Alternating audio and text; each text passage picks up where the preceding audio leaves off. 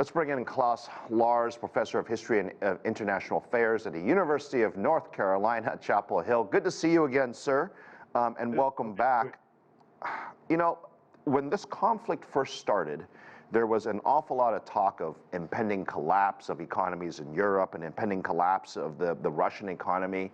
6 months later, you know, how have we, as, I guess, viewers of what's happening there, how do you think we've changed our mindset to this? Well, the sanctions which have been imposed on Russia have, of course, been biting. The Russian economy has suffered, but also the European economies and economies around the world have also suffered from the shortages of Russian oil and gas, from the food crisis, the wheat and grain crisis, and of course from, you know, higher inflation, higher prices, which go back largely to the war in Ukraine. So all of us have suffered, but perhaps not to the extent as was expected some 6 months ago. The war at the moment seems to be at a stalemate. Nothing much is happening. Russia has occupied 20% of Ukrainian territory, but apart from that, there is a stalemate. And I can't see how that stalemate can be overcome so that we eventually arrive at a settlement of the war. In 3 months, temperatures will fall, snow will fall, some places will become iced over, and there's a real concern that there will not be enough fuel, if you will, to heat the homes necessary. And I know some steps have been taken by individual countries. I want to get your thoughts on whether, one, is this enough, and if not, what more can be done? Yes, European households have been encouraged by their governments to save energy, to cut down on the temperatures in their home, to save warm water in the coming winter, as you say. That probably will be enough, at least for one winter. The storage containers have been filled up to something like 75, sometimes even 80%.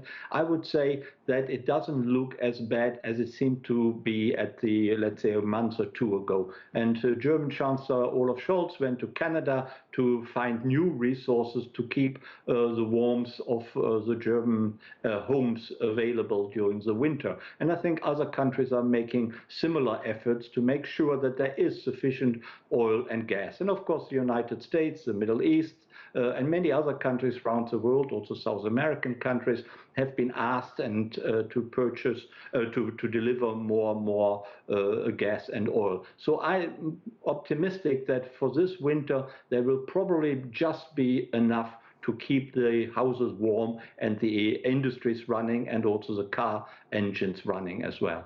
You mentioned the stalemate that's happening right now between Russia and Ukraine. And I wonder if you feel as optimistic that that stalemate could be broken or could possibly lead to a peaceful compromise. What are your thoughts on that? Well, negotiations are urgently necessary. Both sides, the Russians and the Ukrainians, have severe problems with their manpower. The Ukrainians have lost something like 9,000 soldiers. The Russians probably have lost something like 20,000 soldiers. And both sides find it very difficult to recruit new soldiers, new conscripts.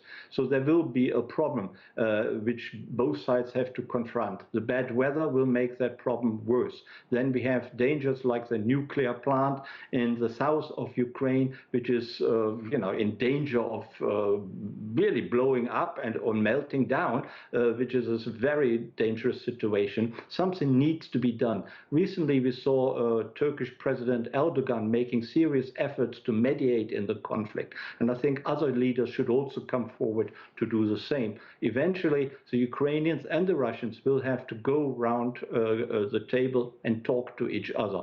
But of course, it is understandable that Ukraine doesn't want to give up some of its territory. 20% is 1/5 of Ukrainian territory, and Putin doesn't want to give up the conquered territory, which his soldiers have conquered from Ukraine. So it needs some serious mediation for both sides come to some sort of ceasefire and at least a pause in fighting. Maybe that it will not be a permanent end to the war, but a temporary end. Even that would be progress.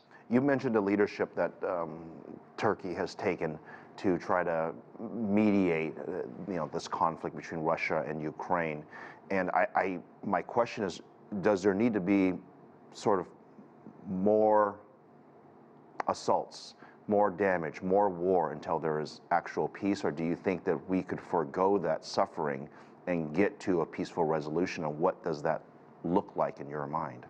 That would be very nice, but I'm pessimistic about that. I think both sides will come to the table when they are utterly exhausted, and that state will be reached pretty soon, certainly in the course of the winter. I mentioned the manpower problems, the supply line problems both sides have, and of course, Ukraine is only kept active by Western support. We saw today that the United States promised $3 billion more additional military aid to Ukraine. In total, the Americans have already committed something like $14 billion.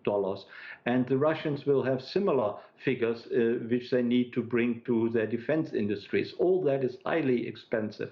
And both sides eventually will get exhausted by both the resources they pour into the countries they support, and also by the sheer fighting on the ground. But that will take another few months, and I fear that the winter will contribute to that exhaustion, which eventually will set in on both sides, which then will make someone like Erdogan more successful in bringing both delegations to the table. Professor, I can't tell you how much we appreciate your analysis on this, a story that's dominated the headlines for much of the year. Klaus Larres, thank you very much, University of North Carolina.